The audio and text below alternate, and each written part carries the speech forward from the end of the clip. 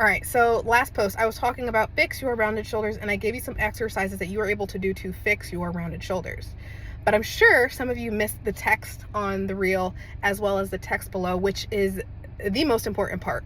So I gave you guys some exercise that you can do to start to fix your rounded shoulders or to fix your posture.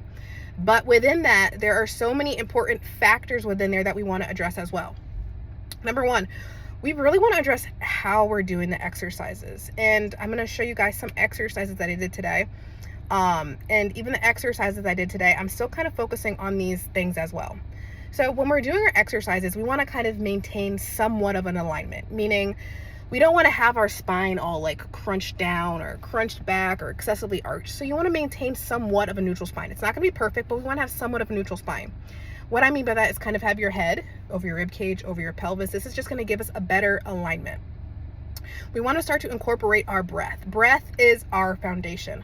When we're incorporating our breath, we're incorporating our deep core. And when we incorporate our breath, what we're doing is we're improving our mobility from the inside out.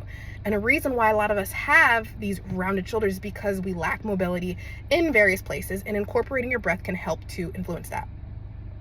When you are doing your exercises, and specifically upper body exercises and even your lower body exercises, you want to maintain kind of somewhat of this alignment. You want to incorporate that breath, and you want to go in a range that's comfortable for you. So you want to go through the full range of motion, but not excessively force it, because that can cause you to kind of compensate with muscles that are causing the rounded shoulders in the first place.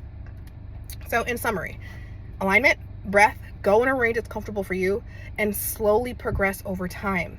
If we're adding too much load with the exercises that we're doing, and that's going to be relative on the person, if we're adding too much load, it's going to cause us to compensate with muscles that are already tight in the first place, again contributing to our shoulders rounding forward. And then some other factors that are highly important as well that we don't necessarily think about is, one, get up and move throughout the day. We can't just be sitting all day, whether you have good posture or not. We can't just be sitting all day, because we are creatures of movement and we need to move. So throughout the day, get up and move. The last part, a lot of us carry the weight of the world on our shoulders.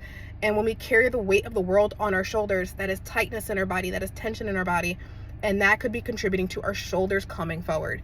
All that means is, if you can, and I know it's not possible in every situation, try to take some load off of your plate. When you take load off of your plate, that is less tension in your body, and that's less of your shoulders rounding forward. And kind of all these things together, on top of doing these exercises, that'll more likely fix your rounded shoulder as opposed to doing any little posture exercise that you see on Instagram. But if you have any questions, let me know.